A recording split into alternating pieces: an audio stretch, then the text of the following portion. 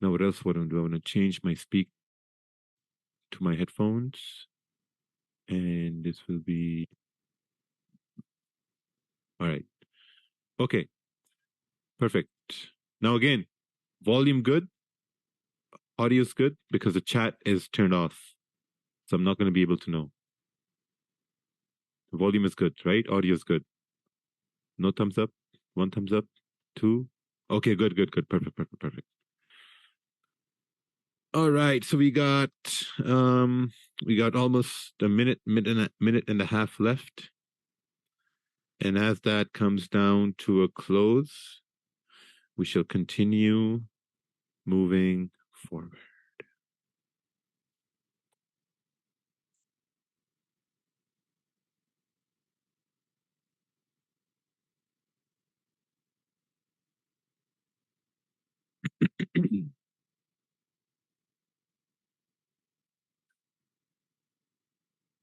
Okay, looks like we have almost a full house over here.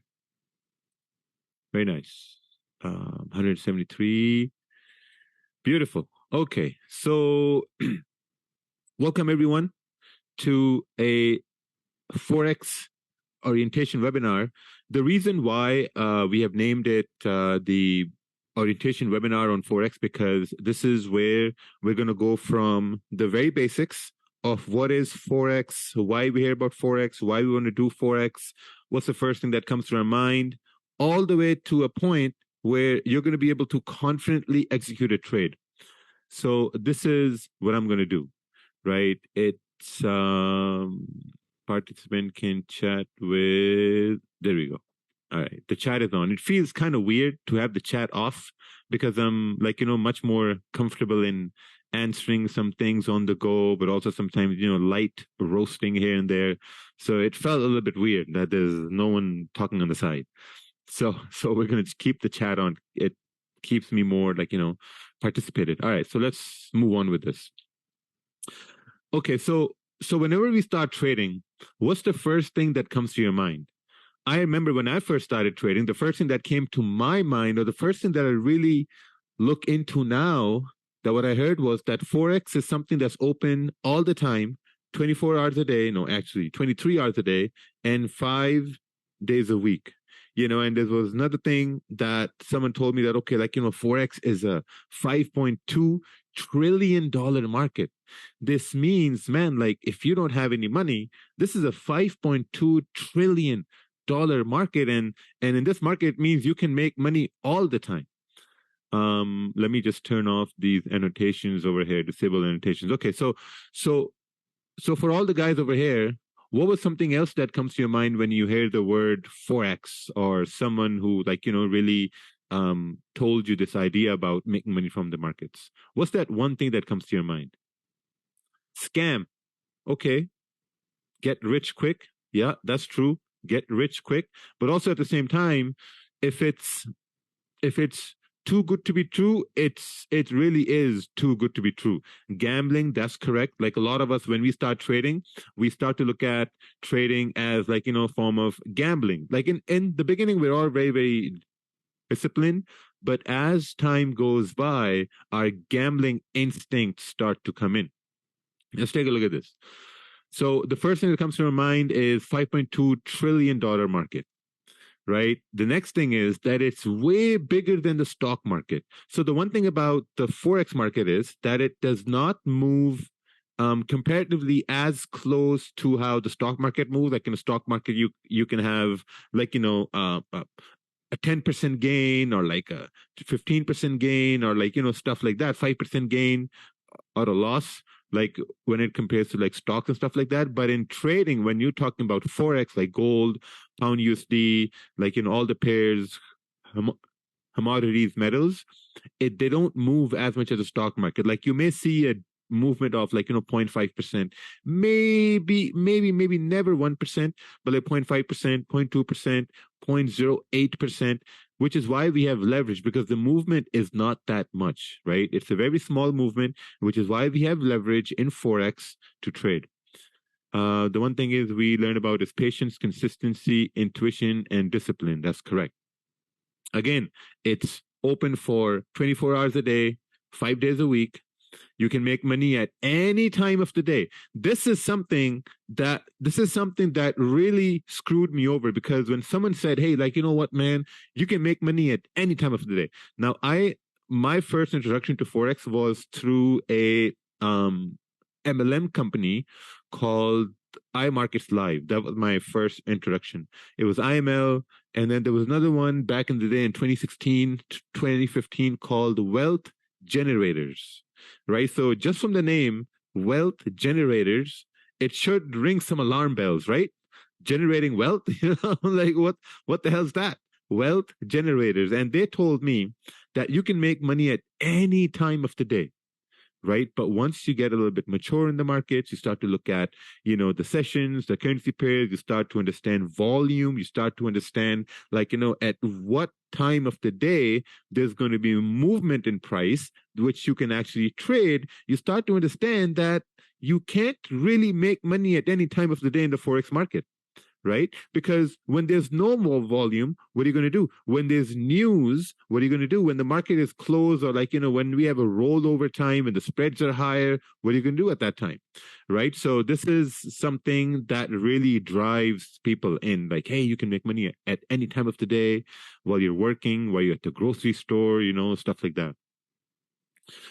Market sessions, different times to trade based on your availability, right? So this goes on to say that there are some concepts out there that say, hey, like, what? There are a lot of market sessions. We have the Asian session, we have the London session, New York session, and you can trade all these sessions to make money, right? But the reality is that when I first started trading, I was trading 2 hours before my work. And then I would go to my office. Like, we had an office. I would go there.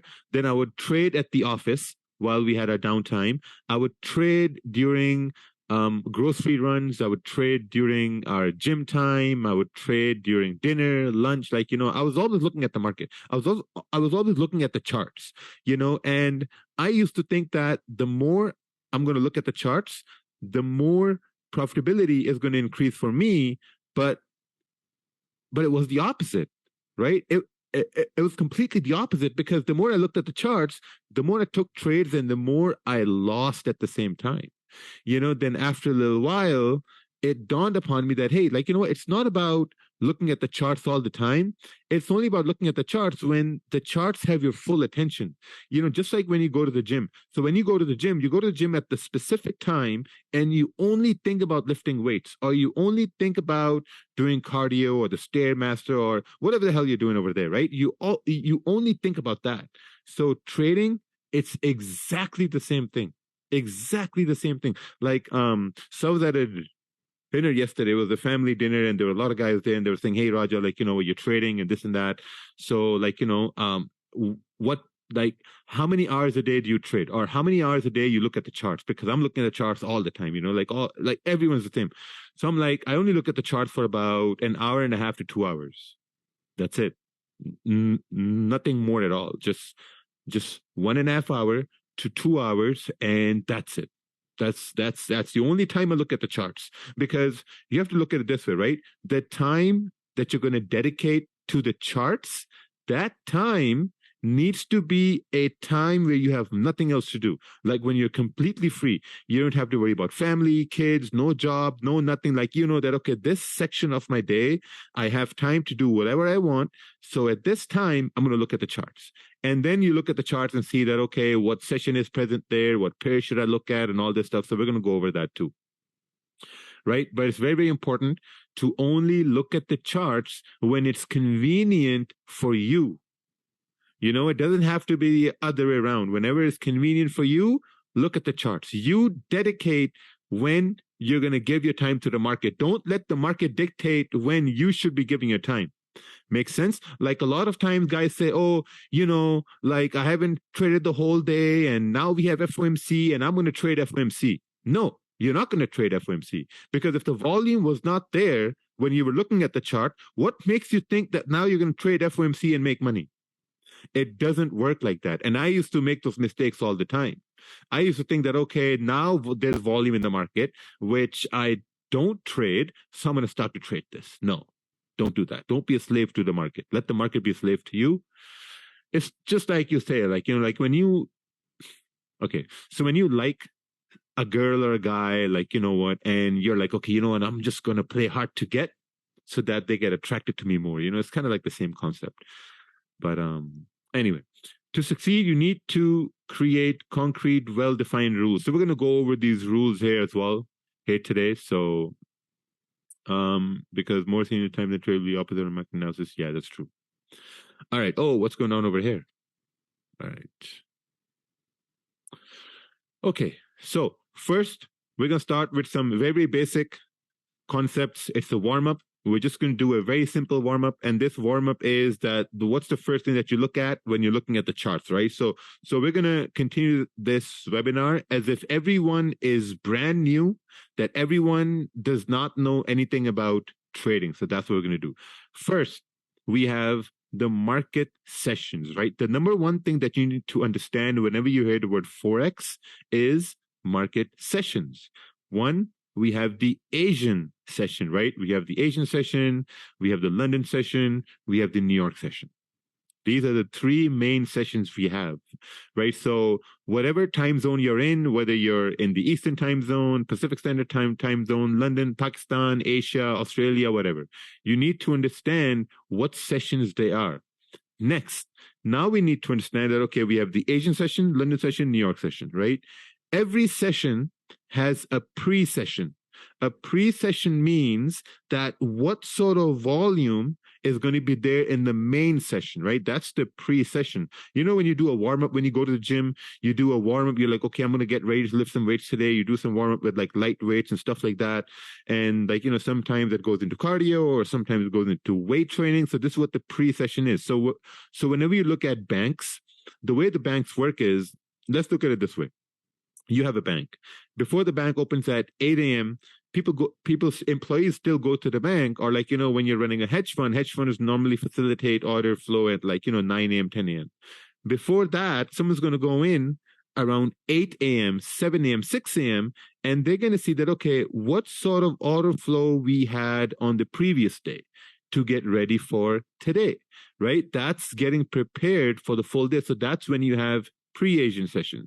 Sometimes there is volume in pre-Asian session. Sometimes there's no volume in pre-Asian session, right? So these are the times that I look at pre-Asian. If someone is trading the Asian session, this is what I look at. Pre-Asian session, 6 p.m. to 8 p.m. Eastern time. Let's talk about order flow. I don't know nothing about order flow. That's for all the SMC traders to worry about.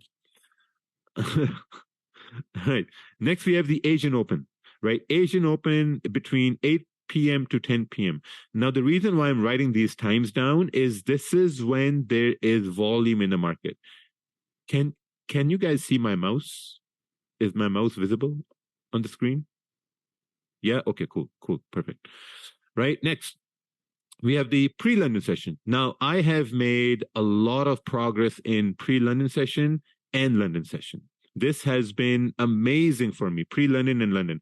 And most of the reason why, okay, so we're going to talk about the reason here later on, right? So first of all, I just want you guys to focus on the times when we have these sessions. Will Ted be on too? No, Ted's in Vancouver.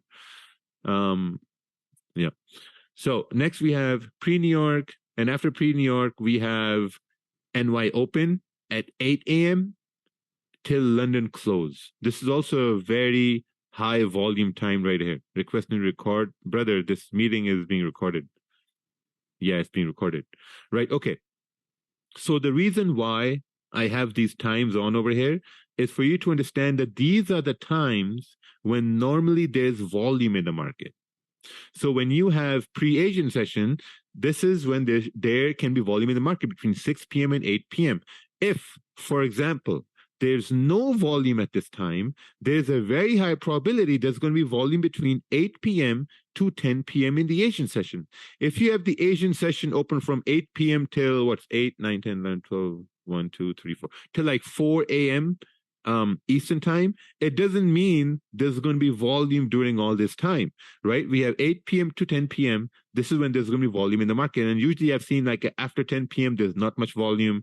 When we're talking about pre-London, between 1 a.m. to 3 a.m., there's lots of volume. Same goes for London Open, same goes for pre-New York, London Close, NY Open, and NYC Open here as well. What's the intention of this webinar? Aren't all the Khan? Okay, so if you want to be removed, let me know. I'm going to remove you right now.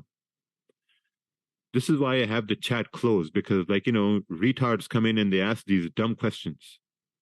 Like, if you don't want to be in this webinar, you can just leave. Okay, so any question regarding sessions, only sessions so far.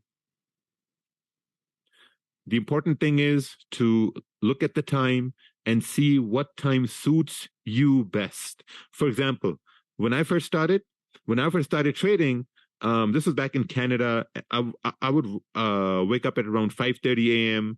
I would leave from my office at about 8:30. So start to look at that. Okay, what session fits best for me? So pre-New York fitted really amazingly well for me. 5:30 a.m. till 8 a.m. Eastern. There was volume at this time. We would trade this, and then I would go to my office, right? So that's what you got to look at. What time is going to suit you best? Recently, there's no volume in London session. Yeah, exactly, right? GJ has been running fine, but this is a volume shift. Sometimes you're going to see that there's going to be volume in pre-London, and then sometimes you're going to see that the volume from pre-London has shifted to London Open, right? And sometimes what you're going to see is that, okay, there's no volume in pre-London, there's no volume in London session, and then you're going to see that there's a lot of volume during pre-New York. So these shifts in volume is something that you identify once you spend, let's say a couple months watching just one session. This is very important, because a lot of guys, what they're going to do is they will focus on one session for a week, and then they'll say, oh man, Raja, like there's no volume in the session, and I'm going to change my session. No, you got to stick to that for a couple of months, and then what's going to happen is that you're going to really understand how the session works. It's a pleasure to reviewing the course also live with the summit will be clear. Thank you. What's the time in Dubai timing for London? What's the time in Dubai for timing for London session? I don't know, brother. Google that. How do you know if there's volume or not? We don't know if there's volume or not. And for us to know how there's going to be volume by looking at the candles, that's something that we're going to cover in this webinar today. Today, we're going to cover that. Okay, sessions, it's good, right? Let's move on. Next, we have currency pairs. This is really important. Okay, so I had a question yesterday from somebody, and this somebody has been in our in our group for about 2 years now. And his question was, "Hey man, I'm trading the London session. Which pair do you think is going to be the best for me to trade in London session?" And I'm like, brother, have you seen the webinars? You've been with us for about 2 years, and you're asking me the question, what pair you should be trading? So this is why these webinars are better. Okay, so what's this over here? False opportunities. Okay, so all irrelevant questions I'm just gonna ignore. 4-hour close, yeah, I'm just gonna ignore all these irrelevant questions. If it's nothing to do with currency pairs, I'm not gonna answer that. Time shifting has nothing to do with currency pairs. I'm gonna ignore that question too. Okay, major currencies. When we say the word major currencies, what currencies come to mind? Major currencies. We have USD, right? USD, GU is not a currency, it's a currency pair. There's a big difference between pairs and currencies, okay? We have pound, USD, euro, we have AUD at times, right? So pairs now we have Euro USD, USD Yen, Pound USD, USD Swiss franc, USD CAD, AUD USD, NZD USD. Minor currencies, we have Euro GBP, Euro JPY, and blah, blah, blah, onward and so forth. Gold, I would also say, is one of the major metals to trade, right? It doesn't fall into currencies, but still metals. Now, the biggest difference between the major pairs and the minor pairs is that when you look at the charts, you will see that the major pairs will have a lower spread than the minor pairs, right? The major pairs would have a little bit of a lower spread than the minor pairs. And also another thing, if someone really looks at spreads and they say, oh man, like, you know what, my spread is too high. If you have a spread that's less than 2 pips, that's amazing spread. Great spread, right? And sometimes you may see that the minor pairs, they have a higher spread. What you will also notice is that minor pairs have bigger moves sometimes, right? So the spread is directly proportional to the move that you're going to have. Gold moves faster than currencies. Yeah, gold has a lot of volume. That's why. Okay. Now, we have these pairs. We also looked at sessions, right? We also looked at sessions. There's one thing I want to discuss, which I'm going to discuss after the slide, is going to be the speed of light, right? So if I don't remember, just remind me. Speed of light, and I'm going to discuss that one thing that I learned about yesterday, and I want to share with you guys. It's just a theory, but I don't know. So, how are currencies correlated in the Asian session? So let's say we have someone and they want to trade the Asian session, right? And now they say, okay, like, you know what, which pair should I choose? So let me try this over here. I have a pen. All right, perfect. So in the Asian session, we have which currencies are open in the Asian session? We have JPY. It's open in the Asian session. We have AUD, that's correct, Mr. William. AUD is open.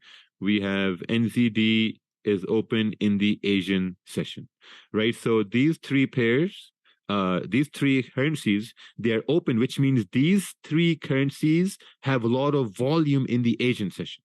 So now, let me ask you this. If someone, so like, you know, any pair with this would work perfectly well. So let's say if you say, oh, you know what, I'm going to trade GBP, okay, let me do this. Let's say someone said I'm going to trade GBP JPY and I'm going to trade CHF JPY in the Asian session. That's a very good idea. And I'll say, okay, like, you know what? That's perfect. Go ahead, trade that, right? If someone says I'm going to trade ADUSD, NZDUSD in the Asian session, perfect. Perfectly well. Because NZD is open and AUD is open. So there's going to be volume when you try to trade these sessions. And let's do this over here, right? Perfect. So in the Asian session, you have yen open, Australian dollar, New Zealand dollar, and gold also has a lot of volume in the Asian session. Now, there's also one thing. If you have traded the Asian session, you will notice that every pair that is correlated with the yen, for example, let's say you have euro yen. Okay, let's do this. Euro yen, pound yen, CHF yen, and let's say USD JPY, right? And I want you guys to really look at this, right? All the pairs that are paired with yen, you will see in the Asian session, they will all move the same. They will have very similar movements during that time. If pound yen is going to go up, this means Swiss yen is going to go up, euro yen is going to go up, USD yen is going to go up. All these pairs, they will have exactly the same movement when it comes towards your 15-minute candles, 30-minute candles, 1-hour candles, 4-hour candles, only during the Asian session, right? If you look at, let's say, AUD yen JPY, right? Sorry about my handwriting over here. AUD yen, or if you look at, you know, New Zealand, let's do this, New Zealand yen, whatever, these two will not have the same movements. Can someone tell me why? Can someone tell me why? This is a very, very important question. Actually, it's a very important concept to understand. Both are Asian pairs, that's correct, right? So the reason why UJ, EJ, GJ, Swiss JPY, they will have the same movements is because in these pairs, yen is the only currency that's moving the entire pair. Make sense? Yen is the only currency that's moving these entire pairs, and all these pairs, pound, Swiss, euro, USD, they're closed in the Asian session. So if a pair wants to go up, it's relying on the yen for it to move. If you look at, let's say, New Zealand JPY, right? For New Zealand JPY to go bullish, you will have to do analysis on the yen, and you're going to have to do analysis on New Zealand, dollar, right? So if you want this pair to go bullish, then you'll say, okay, like, you know what? I need yen to be bearish and I need New Zealand dollar to be strong so we can go up. Right? That's a lot of that's doing a lot of analysis. So I don't look at that. The only pair that I'm going to look at is going to be a pair that's only being influenced by one currency. Right? For example, pound yen in the Asian session, amazing. USD yen in the Asian session, amazing. Gold, super amazing. Love gold. Now that we're looking at the London session, in London session, you have pound open, euro open, Swiss franc open. Gold also has a lot of movement. Yen is also open during this time, but yen has no volume during this time. Yen has no volume at all during this time. So whenever you're choosing a pair in the London session, you're pairing the London session currencies with a currency that's closed at this time. For example, pound USD, right? Pound USD, where is it? Pound USD, perfect to trade in the London session. GJ, where's GJ? JPY, perfect to trade during the London session. Swiss yen, perfect to trade during the London session. Is New Zealand JPY perfect to trade during the London session? New Zealand JPY. Perfect to trade in the London session? No, it's not, because New Zealand is closed and yen is closed. There's no volume, right? If you look at AUD USD during the London session, no, it's not, because AUD has no volume and USD is closed. Same goes for USD JPY. You can't trade this in a London session. Same goes for, let's say, Euro GBP. Euro GBP is going to be difficult to trade in a London session because you have euro open and you have pound open. So when you have two currencies open at the same time, it's a little bit difficult because now you have to do analysis on the euro, you have to do analysis on the pound. And I'm a very simple guy, like I like to see things very simple. I like to see very simple ideas, simple concepts, and then I go from there, right? So for me to trade in a London session is either it's going to be gold or I'm going to look at, pound yen. That's all what I'm going to look at. It's not recommended to trade Asian pair like AUD JPY. No, you can trade it, but then you'll have to do analysis on AUD and JPY. So, what about GJ during New York? Have we went to New York yet? We haven't, right? We're still on London session. So just patience. What do you think about silver? Silver is good. I've never traded silver, so I can't say much about it. Yeah, I can only talk about the things that I have traded. Now we're at New York session. Now, when we're looking at New York session, now there are a lot of different things that are happening at this point. New York session has the most amount of volume out of all the sessions. The most amount of volume during the New York session. A lot of volume, right? Because you have New York Open and you have London Open at the same time. When we're looking at the New York session, now we have a lot of currencies that are open. We have a lot of opportunities. We have a lot of currencies open. When I first started trading, we were trading the New York session, pre-New York. And we were looking at, so we were in Canada, so we were looking at, the CAD right here, and we were looking at USD, right? So we're looking at USD CAD. And a lot of times when we're looking at USD CAD we noticed that USD CAD most of the time would range. And we're thinking, man, why is this thing ranging all the time? And then we realized that, okay, maybe this is ranging because the dollar is strong today and the Canadian dollar is also strong today, right? So we're like, okay, this makes sense. If in USD CAD, where's USD CAD? Right here, right? In USD CAD, if the dollar is strong and the CAD is strong, this means that the pair is going to range. We're like, okay, interesting. All right. So which other pair that we can look at in a New York session, which is only relying on one currency? So next one, we chose USD yen, right? In USD yen, this is magical because if the dollar is strong, then the whole pair would go down. If the dollar is weak, then the whole pair would go down. Oh, no, the first one go up and the second one go down, right? We're like, oh, perfect, right? So I guess we're just going to look at a pair that is influenced by only one currency. Awesome. This led us to trade like, pound yen, because in pound yen, like, pound is the only currency that's moving the entire pair. Same goes for gold. Start trading gold. I dabbled a little bit in Euro JPY. I also dabbled a little bit in Euro USD. And the reason I started trading Euro USD in New York session was because it had like the lowest spread, and I was pretty dumb at that time too. I've actually never won a trade on Euro USD. Never. I've never been able to win a trade on Euro USD. I hate this pair. No trade has ever been won by Raja Banks on Euro USD, whether it's on IC Markets, Vantage FX, whether it's on my broker, Dominion Markets.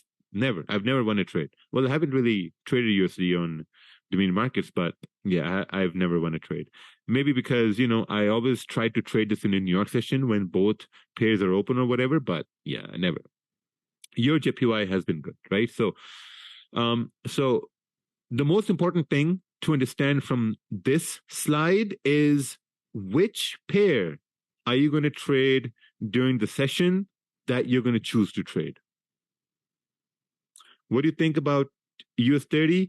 US 30 has a lot of volume around NYSE Open.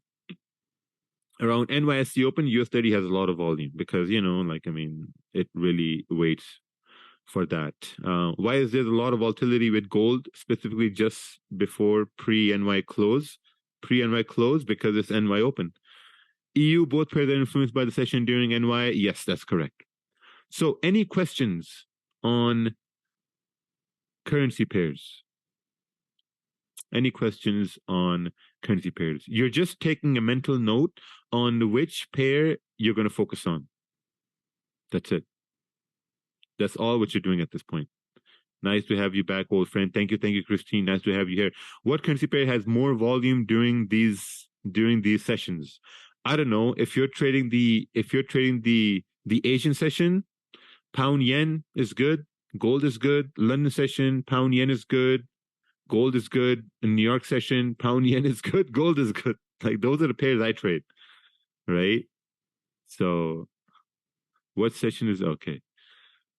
How come gold is good in all sessions? Because gold is good in all sessions. Gold is directly proportional to Australian dollar, which is why gold has volume. Gold is also influenced a lot by the London session as a whole. That's why it has a lot of volume. Gold is influenced by, the overlap of London session and the change in the US dollar. So gold has a lot of volume. If you're trading only GJ, does it make sense to pick second pair also with GJ or something completely different? That's totally up to you.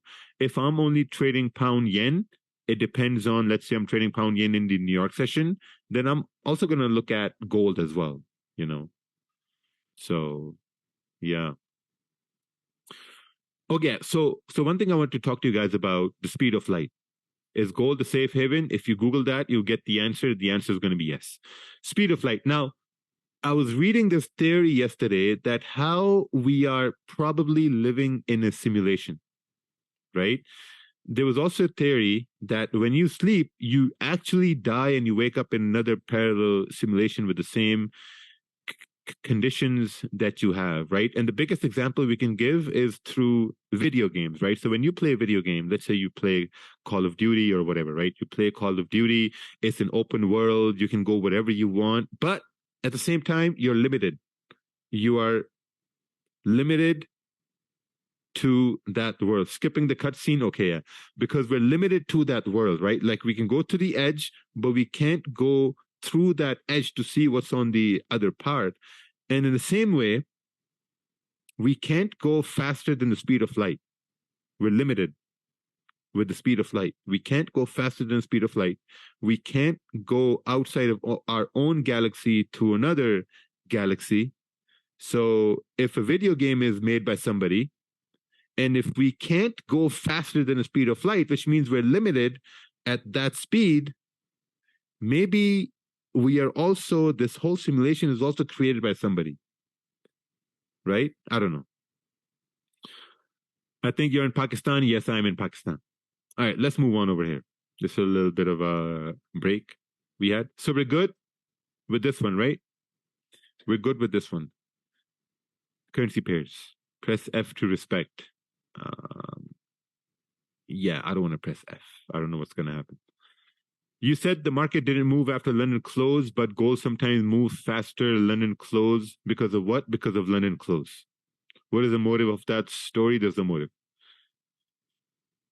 Don't you think Asian session is the safest to trade, not high volume? Yeah, but like, I like high volume. I take advantage of volume in the market to make my gains. That's what I do. All right. Something very, very basic. How prices are measured. Change in price of a pair is measured in pips. We all know this, right? Pips, baby pips. When I first started trading, someone told me to go read baby pips. And I was like, okay, sir, I will go read baby pips. I read the entire baby pips, right? Now, when someone comes to me and they're like, hey, man, like I want to start to trade, what should I do? I tell them, you want to start trading? Go read baby pips. And they take that, like, they get kind of like mad at me. Why are you sending me to baby pips when you have your own whole course?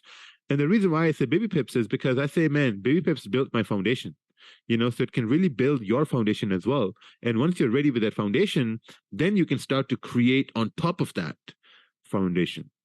Very, very important. You mean the baby pips course? Yes. And if 10 people come to me and I tell them go read baby pips, only one goes and really reads baby pips and comes back to me and says, hey, Raja, I've done the baby pips thing. And I'm like, wow. Like, so it just filters out all the guys who are going to waste my time down the road. Right. So 1 pip is equals to 10 micropips, which is also points. Like on MetaTrader, when you measure pips, it's going to show you in points. 10 pips is equals 100 micropips, whatever. Now, if pound yen moves from 131.220 to 131.120, you're basically subtracting the price. And if you subtract the price, you're going to get points, which is 100 points. It is, let's say, 10 pips. We're good with that? Okay, so one question I want to ask is, who is brand new to this? Like completely brand new, who has never heard about pips? Don't be shy. Just say it. Tokidoki, Sadula, Michelle Escalante. Okay, awesome, right? So pips, we measure prices in pips, right? So any question you guys have, I've made a mental note of you guys, you can just ask, right? There's no stupid questions for you guys. Anyone who has not said me, there's always a stupid question for you guys. So what's this? Quantum physics explanation of Samotra that's every day. Okay, irrelevant right now. So pound yen, if pound yen, you look at the price and it moves 131.220 to 131.120, that means it has decreased in price. It has decreased by 100 points. So this means it has decreased by 10 pips. And we're also going to look at the charts here later on too. At the same time, if you look at Euro USD, and you see that the Euro USD change of price was from 1.08400 to this price, don't be overwhelmed by the numbers. All you got to do is take out your calculator. I don't have mine over here, but if you take out your calculator and you subtract these two prices, you'll get a number. This is always going to be in points, 250 points, right? And that's going to be 25 pips. Will you be making a webinar for experienced? Remember, if you're experienced, you don't need a webinar. So that's a wrong question. If you're experienced, you don't need a webinar. We have a lot of webinars for you in the database. Don't worry. USDJPY, if it moves from 106.300 to 106.658, you subtract, you get points, 268 points, which is 26.8 pips. Trust me, you're never going to be doing these subtractions in the real market. It's always going to be done for you, right? So this is just a little bit of a theoretical concept to know how pips and points are basically calculated. Now, gold is a little bit different, right? Gold. Now, whenever you're looking at gold will always move in dollars, right? So if you look at the price of gold is now what? 1982, is it? Let me take a look right over here. 1982, 1981. I think that was 1981, right? 1981 is the price of gold right now. So whenever you're going to look at the chart, you're going to see that number 1980. This means that 1 ounce of gold is equals to $1,980. But over here, this is, let's say, worth like $1,715, 1 ounce of gold. Right now, when you have a gold move is always going to be in dollar, right? So if gold moves from 1715.50 to 1717.50, this means you have a $2 move, and this is equals to 20 pips. Like a lot of guys have these questions about how do you measure gold pips and this and that. So whenever you have a change of gold price, that's basically the amount of pips. So if, let's say, gold moves from 1715 to, let's say, 1720, now you have a $20 move on gold. No, 1715 to 20, you have a $5 move on gold, which is 50 pips. All right, what's this over here? What is the lot? Okay, we'll go over lots here as well. Bro, we love your webinar. Regardless of experience. Thank you, man. Appreciate it. Can we become profitable trader by account of 200? No. If you have a $200 account, you probably can become a profitable trader till like $1,000, but it's going to take a long time. I say if you really want to be okay, confident, and you want to start to make money with trading, a really good amount is going to be, I'd say, maybe around like $5,000, 5,000, 2,000 to 5,000. Is there any simulation at the end? No, there's no simulation. I think next week we will have a simulation. All right. Lots and leverage. Now, first thing we've done is market sessions, right? We've done market sessions. We've done the times of market sessions. Second thing we've done is currency pairs, right? Currency pairs, which pair are you going to choose, right? We got the market session. Which session are you going to choose? We have the currency pairs. We talked a little bit about pips, how to calculate pips. Now we're going to move on towards lots and leverage, right? Lots and leverage is what you basically look at based on how much you're going to risk in the market, right? So leverage gives you the ability to determine how much you can risk at any given time. Most brokers offer a leverage of 10 to 1, all the way up to 500 to 1, like 1 to 500. There are also brokers out there who will give you a leverage of 1 to 1,000, 1 to 5,000, which is absolutely insane. When I first started trading, I had a $500 account, and I thought that the bigger the lot size, the better it is. The bigger the leverage, the better it is, and I quickly understood that the bigger leverage you have, the more you can risk at any given time, right? Which is obviously sometimes you can make money, but also at the same time, you can also lose that money as well.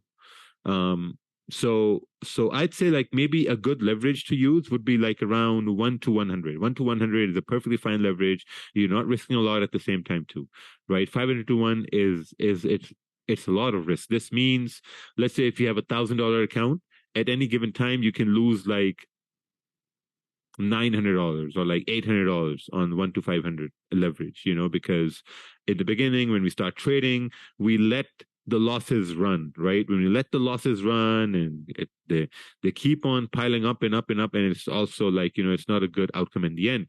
So when you're 1 to 100 leverage, and you have $1,000 account, with 1 to 100 leverage in $1,000 account, you may be capped at, let's say, losing $500, right? I've seen a couple of students in the Slack group using supply demand in their analysis. Is this something you recommend to implement? So I think supply demand, support resistance, zones, they're all the same thing. Supply demand is mostly in supply demand, mostly this concept comes from stocks and stuff like that. So I think they're all the same thing. So my recommendation would be to stick to 1 to 100 leverage, nothing more. Something less, it can be less if you want to, but I'm okay with 1 to 100. Lot sizes determine your actual risk and the amount of dollars you can potentially gain or lose. This is also very important. Now, when you look at your MetaTrader, and you will see different lot sizes that you can use. The number one is going to be 0.01, which is the smallest lot size you can use, right? If price of the market moves, let's say 15 pips, which also means 115 points, and you have 0.01 lots, you can make $1.5. Very simple, no problem. If you have 0.10 lots and it's the same change of 15 pips, you're going to make $15. With one lot, it's going to be $150. With 10 lots, it's going to be $1,500, right? But also what you're going to notice is, that if let's say you're trading gold, right? Now, hear me out. If you're trading gold, right? You're trading gold and there's a change of 15 pips in the price of gold, and you have is a $1 lot size, you're going to see $150 made. But if you're trading GJ, Sahil Khan, this is not with GJ. Guys, listen. So I'm going to say this one last time. Whenever a question pops up in your mind, right? Whenever a question pops up in your mind, if you guys have dogs, right? And if your dog wants to run, what do? You grab hold of the leash and you hold the leash tight. You don't let the guy go. You hold the leash tight. You're like, no. Don't run right now. We're going to stay on the leash and we're going to stay calm down. So a question is like a dog in your mind. So whenever a question comes to your mind, just hold on to that question. Hold on to the urge of typing that question and hitting send. And I can guarantee that in the next 5 minutes, that question will be answered. Okay? Just hold on to the question. So now with gold, you see obviously like the same thing, if it's a one lot traded and there's a 15 pip up or down, and you're going to see the result is going to be $150. But when you're looking at pound yen, for example, if you have a $1 lot and the price moves by 15 pips, you may see the gain would be around maybe like $130 or $120, because the pip values, right? Pip values are different for different currency pairs. It's very different. We also have a blog for that, and I'm going to dominionmarkets.com. And let me give you guys the link to that blog so you guys can later on take a look at that. It's on pip values. And this is the link right here. I'm going to post this in the chat. Pip values. This will give you a complete breakdown on how, different pairs have different values on their pips. What leverage do you use? I said it like 3 times, 1 to 100. Okay. Any questions on lot sizes and pips? Any question on lot sizes and pips? No? Okay. Crystal clear. 1 to 100 leverage, what's top percentage risk allowed? Buddy, why are you even asking about what's the top risk to use? Just ask, okay, I'm going to use 1% risk or 2% risk. That's it. Top percent risk, you can use like 50%. Who cares? What's the perfect time increase of lot size? The perfect time you can increase the lot size is when you are comfortable. Trust me, that comes with time. That comes with time. Your confidence is going to dictate that now you're going to increase your lot size. It's just like, when you're riding a bike and your bike has those training wheels on, a time comes where you're like, okay, you know what? Let me remove these training wheels. That's like increasing risk. It's good to trade with $200 live account. Yes, it's good to trade with $200 live account. Once you will read off the market as how much percent do you risk per trade? I risk like 2%, 3%. Sometimes I risk 5%. If I'm really trying to make a gain on something that I've seen all the time, I try to risk like 10% as well sometimes, because with confidence, then you can do those sort of things. Okay. Risk management. Who has magic keys? For a 5,000 USD account, what do you recommend? I recommend 1 to 2% risk. And we're going to talk about that now. Guys, keep your questions to yourself for the next 5 minutes. Whoever has magic keys, this is the formula that we have used with magic keys. Dollar risk over stop loss in points. calculating lot size, right? How do you calculate your lot size? This is the formula that we use, right? Let's say, for example, you want to calculate your lot size, and you have and let's say you have a $1,000 account, right? You have a $1,000 account, and you want to risk, let's say, $15. You want to risk $15. You look at the charts, and on the chart, your stop loss is going to be 15 pips, which is going to be 150 points. And now you're going to calculate your lot size, right? So zero, no. So 15 goes by 1, 15, this goes by 10. So this is 1 by 10. 1 by 10 is what? What's 1 over 10, guys? Mental mathematics. What is it? 0.1. Perfect. So your lot size is going to be 0.1, right? That's how we calculate lot size, theoretically, lot size, right? So let's say, for example, you want to risk $20, right? And your stop loss is 200 points. So 0 goes by 0, 2 ones are 2, 2 tens are 20, same thing, 0.1, right? 0.1. 0.1. So that's how basically you calculate lot size. This is the formula we used in Magic Keys to calculate your lot size on the go, your risk on the go, and all those things. So risk management 1.0 is basically understanding what sort of a risk are you going to use. This is very important. This is what I use all the time. Are you going to use static risk, or are you going to use dynamic risk? Yes, points are different from pips. 1 pip equals to 10 points. That's basically what it is. 1 pip equals to 10 points. Right? So what are you going to use? Static risk or dynamic risk? Whenever you're trying to use risk. When you're using static risk, in static risk, your risk is always like, either you're going to use 1%, or you're going to use 2%, or you're going to use 3%. It's always static. It's always one position you're using all the time. When we're talking about dynamic risk, right? In dynamic risk, let's say, for example, you want to use 2%. In dynamic risk, you say, okay, you know what? Since I'm unsure about this certain trade, or since I'm unsure about a certain move, I want to cut down this 2% risk into multiple different positions. Or you're going to say, okay, you know what? I'm going to open one position with 1% and another one with 1%. I'm going to open 2 positions because I want to cut down my risk.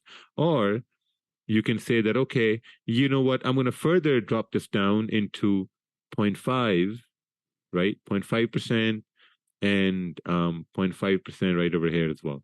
Like into 4 positions that you're going to use right here. Right? So that's what dynamic risk is. Dynamic risk is where you break down your full risk into multiple parts to further manage risk. Static risk, because sometimes market don't retest, that's true. What do you like the most, static risk or dynamic risk? Me personally, I like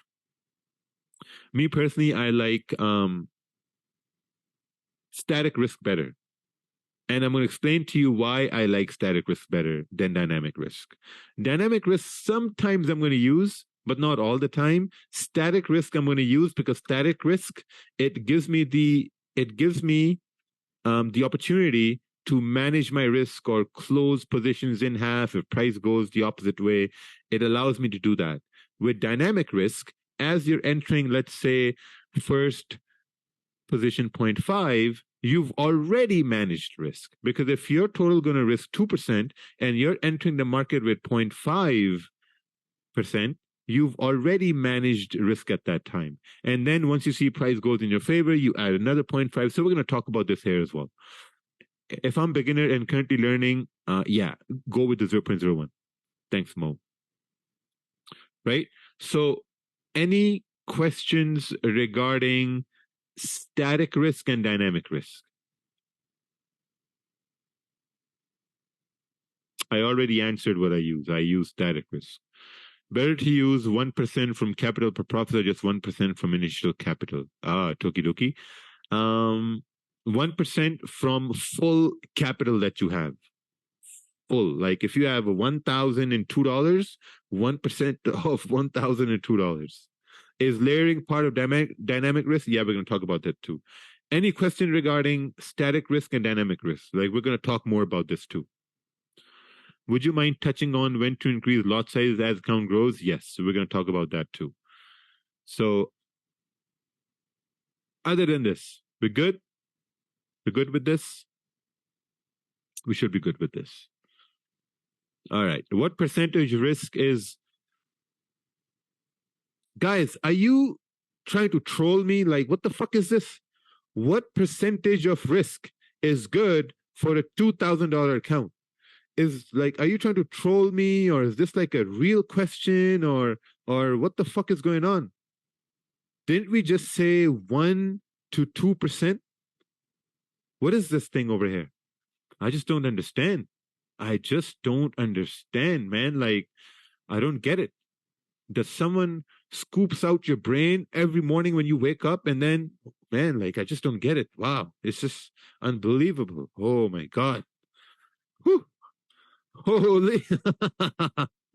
Just wasting time because they don't focus on a webinar. Yeah, man. So crazy. So crazy. I just don't get it. Why are you even trading, man? Just stop trading. Teaching is hard, trading is even more harder. Okay, so we're gonna take like a 5 minute break over here. It's 1:54. So we're gonna come back at like 2 p.m. Go to like no, actually we're gonna take like a 2 minute break. I'm just gonna go do something which will take me 1 minute, and then we're gonna come back. Yeah.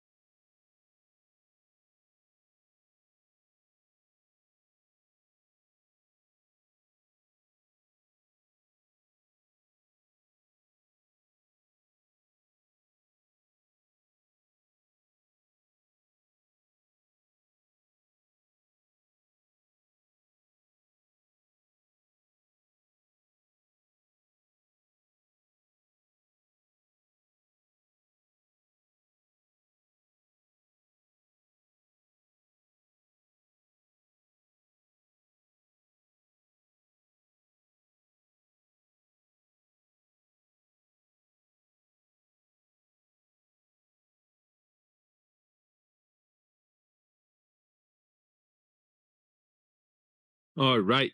We are back. We are back now. Awesome. Do this over here. Okay, so we're still recording. That's beautiful.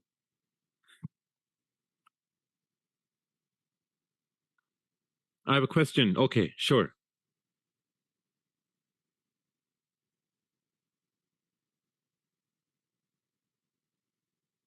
What's the question?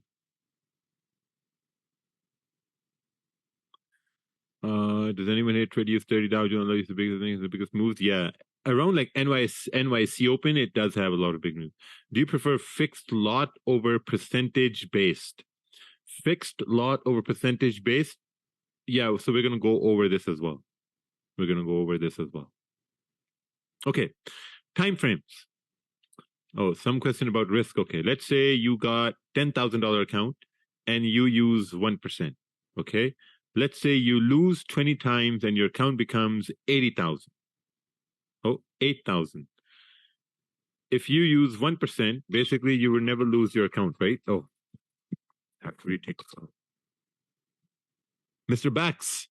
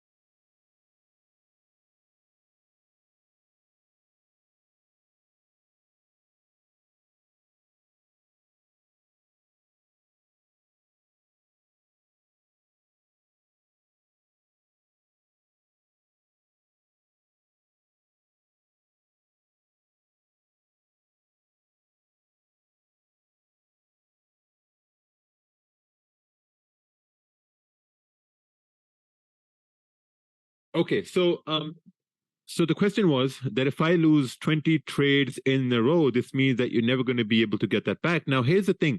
You will never lose 20 trades in a row, right? If you're going to lose 20 trades in a row, this means you have no risk management. You're not looking at your losses. You're not learning from your losses. You're not doing all of those things, because whenever I lose a trade, I consider that as an insult to my intelligence, right? Because I can't lose a trade. If I lose a trade, that's something massive that's happened. Now, when I'm going to lose a trade, I'm going to look at the price, I'm going to look at the market structure, and I'm going to ask myself questions that, okay, Raja, why did you lose this trade?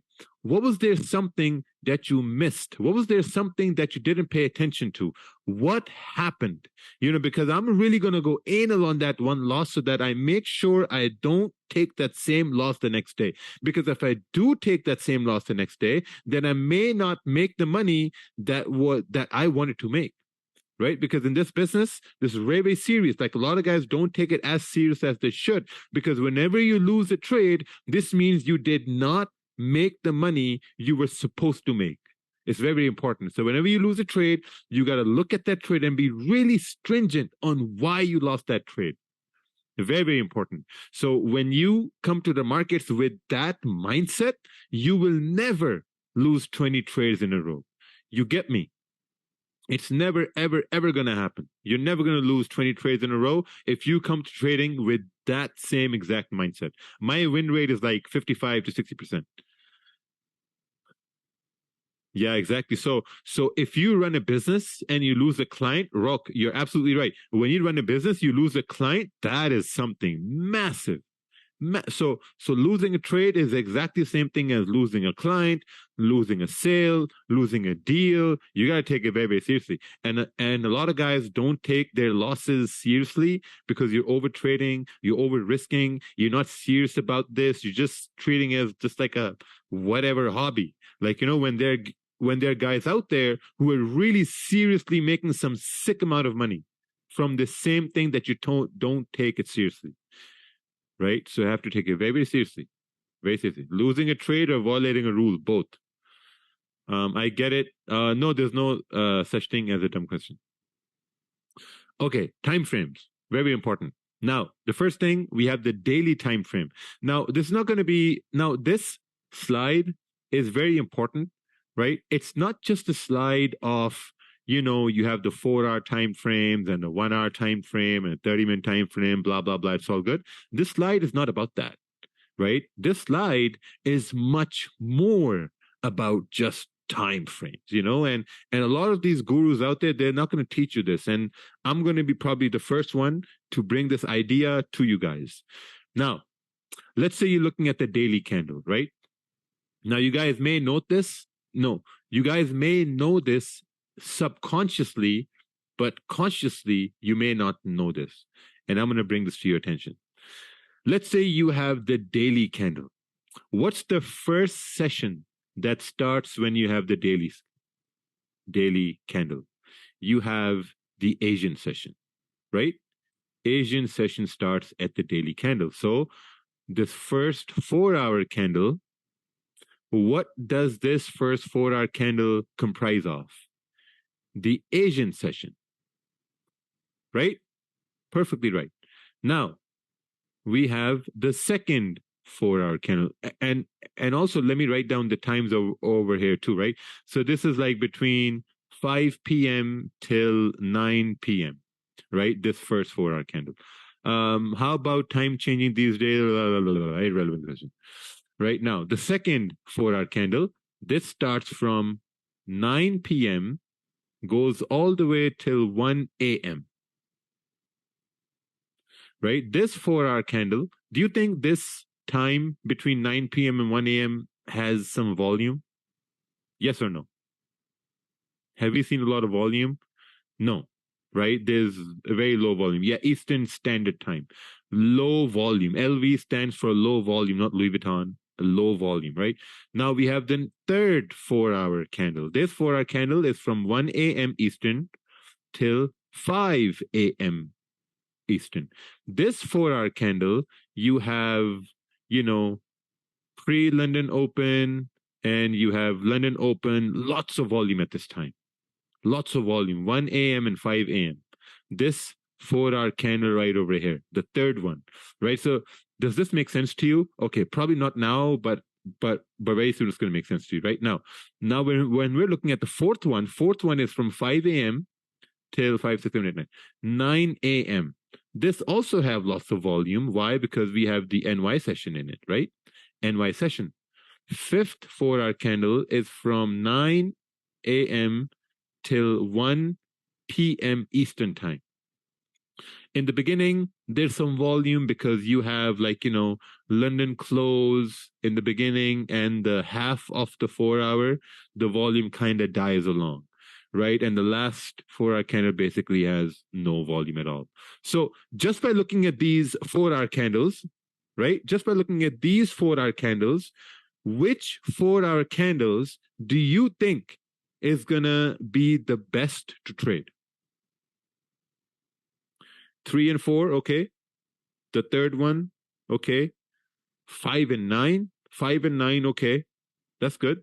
So the third and fourth one is going to be one of the best 4-hour candles to trade, right? So just as you're looking at this, can we agree that, oh yeah, the 1, 3, and 4, okay, fine. So you got the Asian session there as well, 1, 3, and 4. So if you're looking at this 1, 3, and 4 4-hour candles, can we agree that if you're looking to trade these times, all you're focusing on is to see where this specific 4-hour candle can go? That's it. You're not looking at 20 candles before, you're not looking at 50 candles before or 100 candles before. All you're concerned about is where this one specific 4-hour candle is going to go. That's it. Based on what you said earlier, this would also depend on the pair being traded. Yeah, exactly, right? But we're not going to get into those complexities. We're just looking at the most basic thing over here, that where do you think that the next 4-hour candle can go? Now, let's take a look at this next one. Right now, we got the 1-hour candles right over here, right? We got the 1-hour candles, right? So now when we're looking at this, some more information, when we're looking at, let's say, the fifth 4-hour candle, right? So this is between what? 9 and 1, 9, 10, 11, 12, right? So 9 a.m., lots of volume. 10 a.m., lots of volume. 11 a.m. volume starts to die down, and then 12 p.m. volume just dies. Got playback. What does that mean? Right? So this makes a lot of sense. So if you're looking at the third 4-hour candle, you can look at this, right? 1 a.m. Eastern, pre-London time. 2 a.m. Eastern, London time. 3 a.m. Eastern, London open, right? And then 4 a.m. Lots of volume during this time. Now, when we're looking at the 1, 2, 3, 4, fourth 4-hour candle, right? This is 5 a.m. Eastern, okay volume. 6 a.m. Eastern, volume starts to come in. 7 a.m. pre-New York, volume. 8 a.m. NY open, lots of volume. Does this make sense? Time frames? Do these time frames make sense now? Right? So if you're looking to see where this, let me change this stupid color over here. Ink color, this one. Okay, so let's say if you're looking at this 4-hour candle and you're looking to see where this 4-hour candle is going to go, what are you looking at? You're looking at the 1-hour market structure.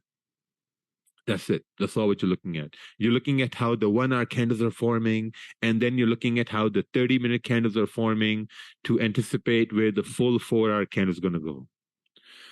Do you trade 6 a.m. to 9 a.m.? Yeah, sometimes. So rich in information. Thank you. Regarding the SRC, your direction is where the 4-hour candle can go. Yes. This may be irrelevant. Okay, please can you attend to this? Why 4-hour candle close is different on Dominion Market compared to TradingView? The reason why is because we use a different liquidity provider.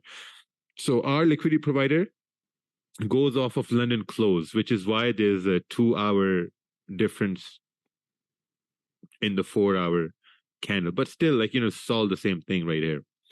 So if you're thinking where that section is going to go, that 4-hour section, you're looking at the market structure on a 30-minute, 1 hour, right? So whenever I'm looking at the charts, I'm looking at, okay, if I'm going to be focused on this time stat right here between 1 and 5, then I'm looking to see that, okay, all I got to focus on is on this. I don't give a shit what this did. I don't care what this did. All I focus on this right here. That's it. That's all what I focus on. That's it. According to our webinar, can trade on daily time frame? Yes, you can trade on the daily time frame. You can. So, any questions on this time frames section? Right? I told you this is way more than just 4 hour, 1 hour, 30 minutes, way more than this. And you all know this too, but it wasn't presently available, this information. So you got to really dig deep in your mind and extract this information, be like, it makes sense now. 15-minute time frame, no.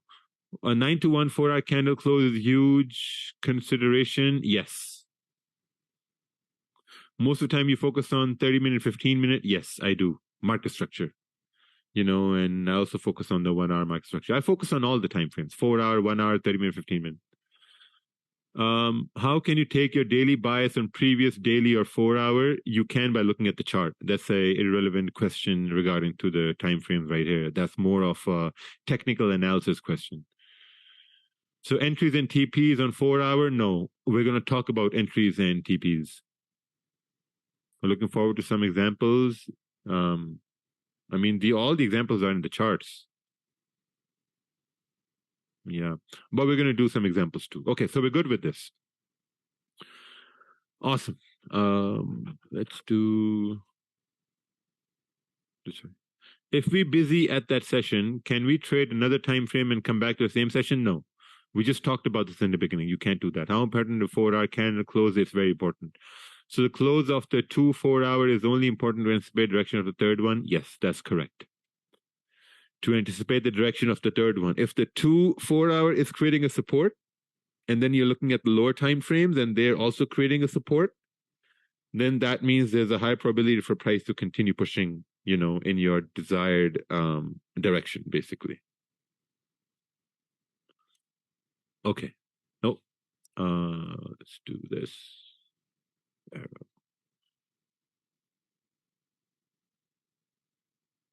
Starting to get cold over here. I'm going to turn on my heater. What if the 2 4-hour is not creating a support? Well, now I'm not going to go into what if scenarios. There are infinite amount of what if scenarios. What's the actual reason of 15-minute weak confirmation? Because it's just weak confirmation. 15-minute is a weak confirmation. And let me give you a good example on that, right? Let's say you have some siblings, right? And let's say you're the youngest of your siblings and you want to go out to play in the park. Who are you going to ask? Are you going to ask your older brother, or are you going to ask your mom or your dad? You're probably going to ask your mom or your dad, right? Because if they say yes, that's a good, strong confirmation. If you ask your older brother and if he says yes, then that's a weak confirmation, because your mom and dad may say, hey, what made you think you can ask him, you know? So the other 15 minutes is a weak confirmation. All right. So we're good with time frames. Candlesticks.